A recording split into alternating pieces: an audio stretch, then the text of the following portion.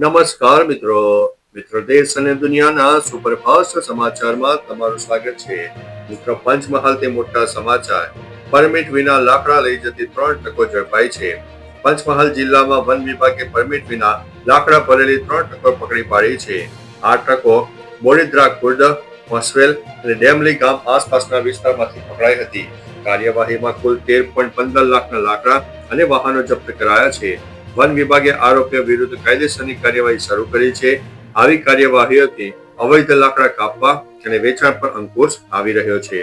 અન્ય મહત્વના સમાચારની વાત કરીએ તો અક્ષય કુમારની ખાસ ક્રિસમસ ભેટ. અક્ષય કુમારે પોતાના ઇન્સ્ટાગ્રામ એકાઉન્ટ પર વેલકમ ટુ ધ જંગલના સેટ પરથી એક મજેદાર વિડીયો શેર કર્યો છે. વિડીયોમાં અક્ષય કુમાર 2 અલગ અલગ અવતારમાં જોવા મળી રહ્યા છે, જ્યાં તેમની કોમિક સ્ટાઇલ અને એનર્જીને ગ્રાહકોએ પસંદ કરી છે. ક્રિસમસના અવસર પર રિલીઝ થયેલો આ વિડીયો ચાહકો માટે કોઈ ભેટથી ઓછો નથી.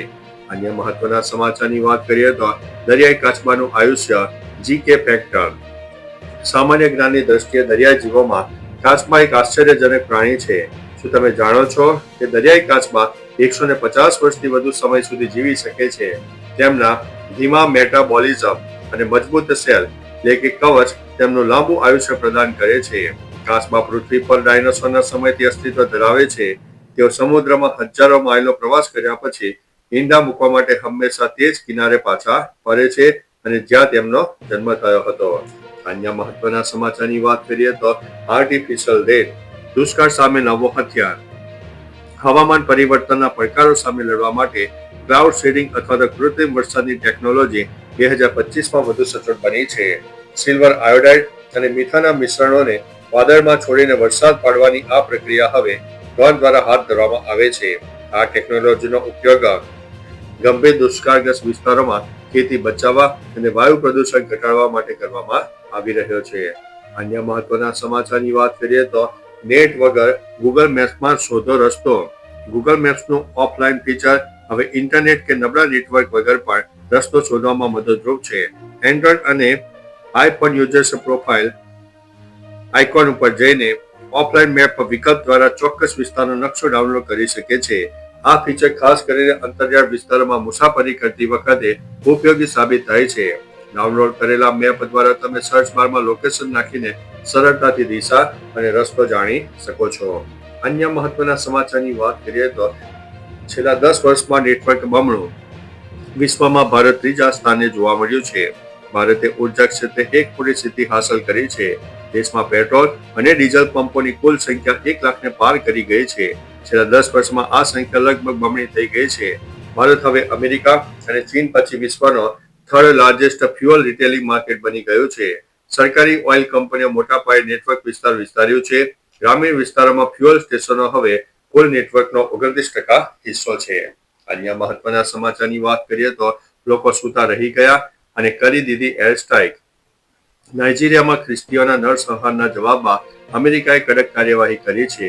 જ્યારે દુનિયા સૂતી હતી ત્યારે અમેરિકાએ ઉત્તર પશ્ચિમ નાઇજીરિયામાં ISISના ઠેકાણાઓ પર એર સ્ટ્રાઇક કરી છે. આ હુમલામાં અનેક આતંકવાદીઓ માર્યા ગયા છે. અમેરિકી રાષ્ટ્રપતિ ડોનાલ્ડ ટ્રમ્પે આતંકવાદીઓને કચરો ગણાવીને ચેતવણી આપી છે કે અમેરિકા કટ્ટરપંથી ઇસ્લામિક આતંકવાદને કોઈ પણ સંજોગોમાં સાંકી લેશે નહીં અને તેને જડમૂળથી નાશ કરશે. અન્ય મહત્વના સમાચારની વાત કરીએ તો ઇન્ડિયા વર્સિસ શ્રીલંકા. આજે ત્રીજી T20 જેમાં ભારત હેટ્રિક માટે તૈયાર રહેશે. ભારતીય મહિલા ક્રિકેટ ટીમ શ્રીલંકા સામેની T20 શ્રેણીમાં શાનદાર પ્રદર્શન કરી રહી છે. 5 મેચોની શ્રેણીમાં ભારતે પ્રથમ 2 મેચ જીતી લીધી છે. આજે શુક્રવારે તિરુવનંતપુરમમાં રમાનારી થર્ડ T20 મેચ જીતીને ટીમ ઇન્ડિયા સિરીઝ પર કબજો કરવાના ઈરાદે મેદાનમાં ઉતરશે. કેપ્ટન હરમનપ્રીત કૌરની આગેવાની હેઠળની ટીમનો લક્ષ્ય જીતની હેટ્રિક મારવાનો છે. આજે પ્લેઇંગ 11માં દીપ્તિ શર્માની વાપસી થઈ શકે છે. અન્ય મહત્વના સમાચારની વાત કરીએ તો બેટી બચાવોના નારા માત્ર દેખાવ. પટેલ સમાજ પર જાણીતી સિંગરના પ્રહાર. જાણીતી લોક ગાયિકા આરતી સાંગાણીએ તબલા ઉસ્તાદ જ્ઞાવાન ગોહેલ સાથે પ્રેમ લગ્ન કર્યા બાદ સોશિયલ મીડિયા પર થઈ રહેલી ટીકાઓ સામે મૌન તોડ્યું છે. સમાજના અમુક લોકો દ્વારા ટ્રોલિંગ થતા આરતીએ આકરા શબ્દોમાં પટેલ સમાજના અગ્રણીઓનો વેધક સવાલો કર્યા છે. તેમણે કહ્યું છે કે તમે બેટી બચાવોના નારા તો લગાવો છો, તો શું પોતાની દીકરીઓને મનગમતો જીવનસાથી પસંદ કરવાનો કોઈ જ અધિકાર નથી? અન્ય મહત્વના સમાચારની વાત કરીએ તો ગુજરાત હચમચી ગયું. 4.4ની તીવ્રતાનો આવ્યો છે ભૂકંપ. ગુજરાતમાં કચ્છમાં વહેલી સવારે ભૂકંપના જોરદાર આંચકા અનુભવાયા છે. સિસ્મોલોજીકલ રિપોર્ટ અનુસાર સવારે 4:30 વાગ્યે 4.4ની તીવ્રતાનો ભૂકંપ આવ્યો હતો. ભર ઊંઘમાં ધરાધ્રુજતા લોકો ગભરાઈને પોતાના ઘરોની બહાર દોડી આવ્યા હતા. જોકે પ્રાથમિક અહેવાલો મુજબ અત્યાર સુધીમાં કોઈ જાનહાનિ કે નુકસાનીના કોઈ સમાચાર મળ્યા નથી. તંત્ર દ્વારા સાવચેતીના ભાગરૂપે સ્થિતિ ઉપર નજર રાખવામાં આવી રહી છે. અન્ય મહત્વના સમાચારની વાત કરીએ તો પીજીવીસીએલ કર્મચારીનું વીજ પોલ ઉપર મોત. ગોંડલમાં પીજીવીસીએલના કોન્ટ્રાક્ટર બેઝ પર કામ કરતા એક યુવાનનું વીજ પોલ ઉપર કરુણ મોત નીપજ્યું છે. મળતી માહિતી મુજબ મૂળ રાજસ્થાનનો આ યુવાન વીજ લાઇનના સમારકામ માટે થાંભલા પર ચડ્યો હતો. તે સમયે અચાનક વીજ પ્રવાહ ચાલુ થઈ જતા તેને કરંટ લાગ્યો હતો અને તેનું ઘટના સ્થળ ઉપર પ્રાણ પંખેરું ઉડી ગયું હતું. આ ઘટનાએ વીજ તંત્રની કામગીરી અને સેફટીના ધોરણો સામે ગંભીર સવાલો ઉભા કર્યા છે. ચાલો મિત્રો, ફરીથી દેશ અને દુનિયાના સુપરફાસ્ટ સમાચાર લઈને મળતા રહીશો. ત્યાં સુધી અમને રજા આપશો. નમસ્તે.